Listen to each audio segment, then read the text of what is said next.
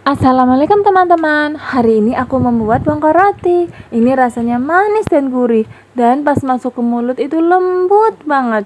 Dijamin anak-anak pasti suka deh. Aku bikin satu resep ini jadi lumayan banyak, tapi sehari juga udah habis sama anak-anakku. Dan ini tuh bergizi banget loh, selain mengandung lemak juga mengandung protein hewani dari telurnya.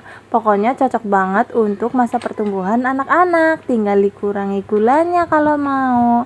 Langsung aja yuk cara buatnya. Bahan-bahannya di sini aku punya roti tawar. Ini ada sekitar 8 buah. Sebenarnya isinya 10 tapi yang 2 udah kemakan. Lalu ini santan dari setengah butir kelapa ya. Kalau misalnya nggak ada santan seperti ini, bisa pakai santan instan yang diberi air. Lalu ada gula pasir, aku pakai 4 sendok makan. Kalau nggak terlalu suka manis bisa dikurangi. Lalu 1 sendok teh garam dan juga 1 butir telur. Cara buatnya mudah banget nih. Pertama kita potong-potong dulu rotinya kotak-kotak seperti ini. Untuk roti tawarnya bebas, kebetulan aku punyanya yang warna hijau, jadi aku pakai seadanya ya teman-teman. Nah ini rotinya udah semua dipotong-potong. Sekarang kita taruh di baskom, kemudian kita tambahkan gula pasirnya, lalu kita masukkan juga garamnya. Kalau misalnya kalian punya vanili essence atau vanili bubuk, boleh ditambahkan ya teman-teman, tapi karena aku udah habis jadi aku nggak pakai. Nah karena aku baru pertama bikin, jadi nggak tahu takaran santannya, jadi aku taruh aja di gelas takar sebanyak 400 ml. Bisa pakai santan instan, lalu ditambahkan air sebanyak 350 ml. Sekarang kita masukkan santannya sedikit demi sedikit ya, sambil diaduk-aduk. Pertama aku masukin santannya sekitar 300 ml ya. Aku coba aduk-aduk dulu. Kalau misalnya masih kurang cair, baru deh aku tambahin lagi.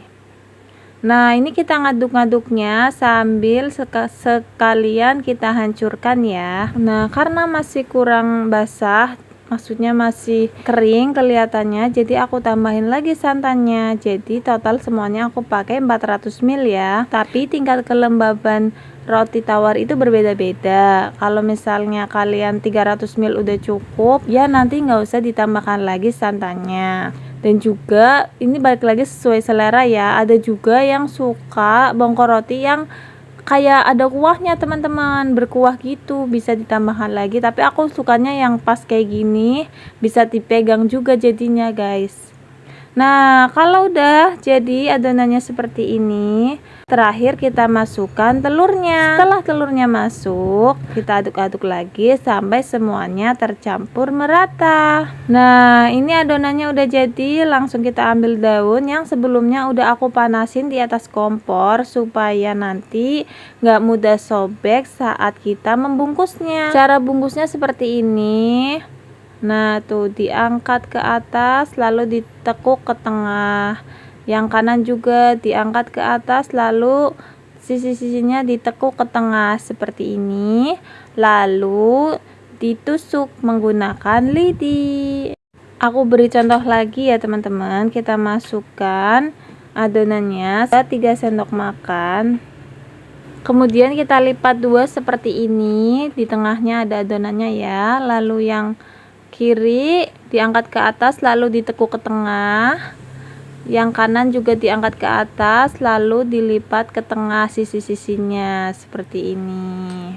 Setelah itu kita tusuk menggunakan lidi. Nah kalau atasnya masih kurang rapi, bisa digunting ya daun bagian atasnya. Selain itu berguna supaya nanti di tempat kukusannya tidak terlalu penuh. Kalau udah semuanya, sekarang kita kukus yuk. Nah ini kukusannya sebelumnya udah aku panasin dan air bawahnya sudah mendidih ya. Kita masukkan bongko yang sudah kita bungkusin tadi. Kita kukus kurang lebih 15-20 menit ya, supaya telurnya betul-betul matang.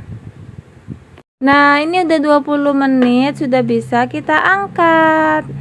Ini dia hasilnya teman-teman, cantik banget kan? Kebetulan tuh warnanya hijau jadi makin cantik. Sekarang aku mau cobain ya. Nih bentukannya menggoda banget kan. Nih dipotong lembut banget guys, beneran pas dimakan tuh di mulut gurih, manis, legit gitu, enak banget jadi satu, bikin mulut tuh nggak bisa berhenti ngunyah. Nah selain di daun, kalian juga bisa pakai mangkok stainless seperti ini atau cetakan kue juga bisa ya teman-teman. Kalau misalnya kalian gak punya daun, bisa seperti ini. Kebetulan daun aku sisa sedikit aja, jadi sisanya aku pakai mangkok stainless. Ini gak mempengaruhi rasa, cuman aromanya beda ya, gak ada aroma daunnya gitu. Pokoknya kalian harus cobain resep ini ya, bikinnya juga mudah banget kok, tinggal dicampur-campur aja. Sekian resep dari aku. Kalau kalian rasa konten aku bermanfaat, jangan lupa subscribe agar aku semakin semangat berbagi resep makanan yang enak-enak lainnya. Terima kasih teman-teman. Assalamualaikum, selamat mencoba.